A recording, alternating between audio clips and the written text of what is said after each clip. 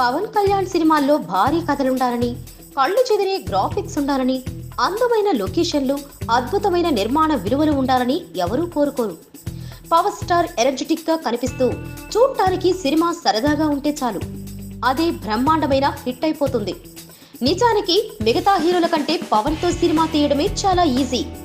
కానీ ఇది విస్మరించి అతనితో ఏవేవో చేయించాలని చూసి చాలా మంది చేతులు కాల్చుకున్నారు. ఏ హీరోతో ఏమి చేస్తే ఆడియన్స్ చూస్తారనే సంగతి త్రివిక్రమ్ శ్రీనివాస్ కి బాగా తెలుసు. అందుకే పవన్ తో అతను 2 వరుస హిట్లు కొట్టాడు. ఇప్పుడు వారి కాంబినేషన్ లో 3వ సినిమా అనగానే ఇదేదో చాలా అద్భుతంగా ఉండబోతుందంటూ, రొటీన్ కి భిన్నమంటూ మీడియా ఊహించేస్తోంది. కానీ అలాంటి ప్రయోగాలు చేసేంత అమాయకత్వం త్రివిక్రమ్ లో లేదు. అందుకే పవన్ కోసం అతను సింపుల్ కథని సిద్ధం చేస్తున్నాడు. అత్తారింటికి దారేది మాదిరిగా కాస్త ఎమోషన్, బోలెడంత వినోదం ఉండే కథ ఇది.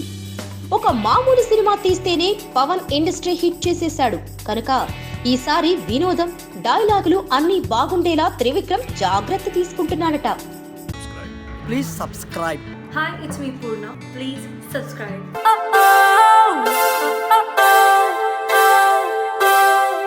కాలం నేడిల మారనే, పరుగులు తీసనే, హృదయం వేగం వీడదే, గతికే